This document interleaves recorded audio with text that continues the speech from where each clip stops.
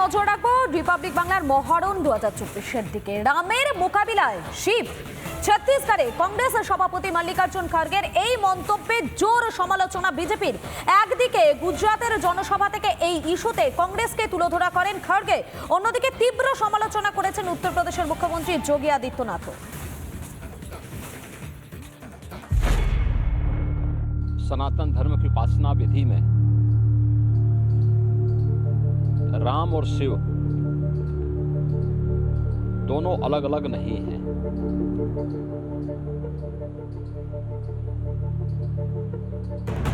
मर्यादा पुरुषोत्तम प्रभु श्री राम ने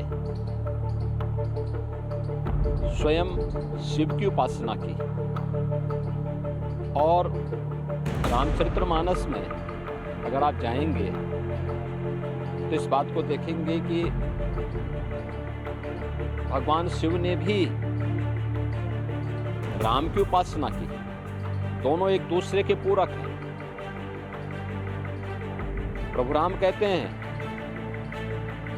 शिव द्रोही मम दास कहावा, सो नर मोहि सपने हो नहीं पावा।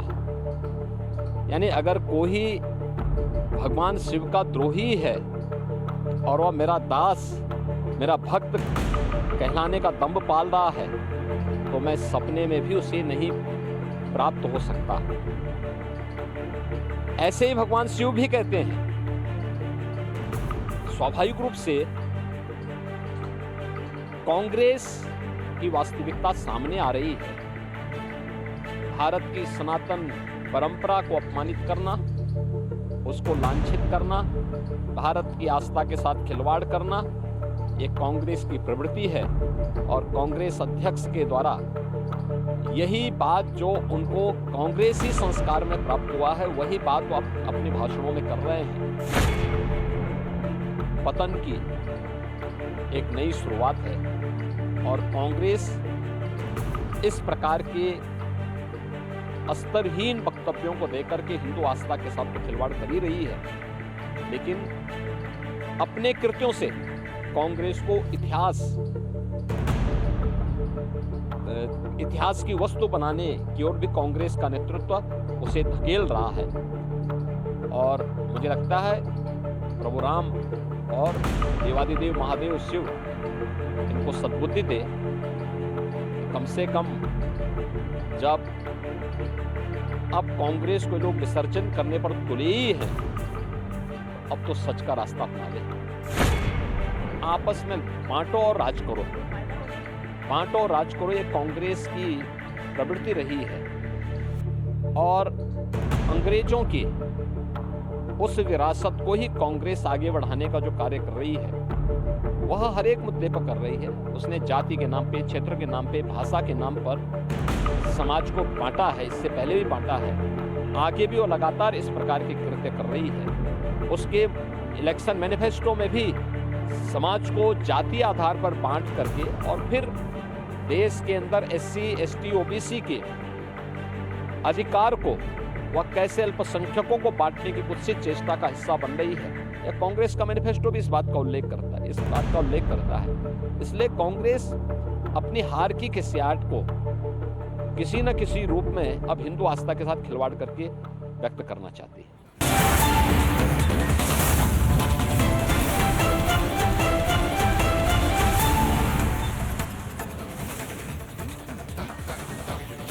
আর এবারে আমরা নজর রাখবো রিপাবলিক বাংলার মহারণ 2024-এর দিকে। রামের মোকাবিলায় শিব।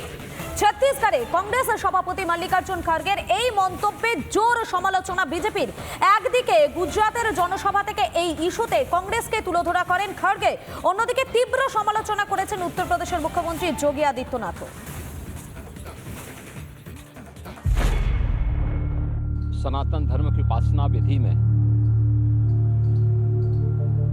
राम और शिव दोनों अलग अलग नहीं हैं।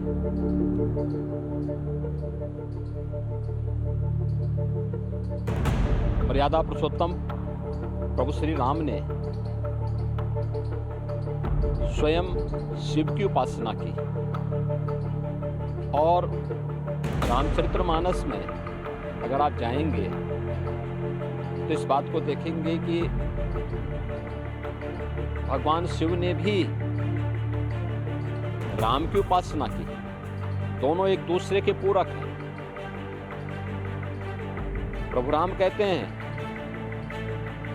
शिव द्रोही मम दास कहावा, सो नर मोहि सपने हो नहीं पावा।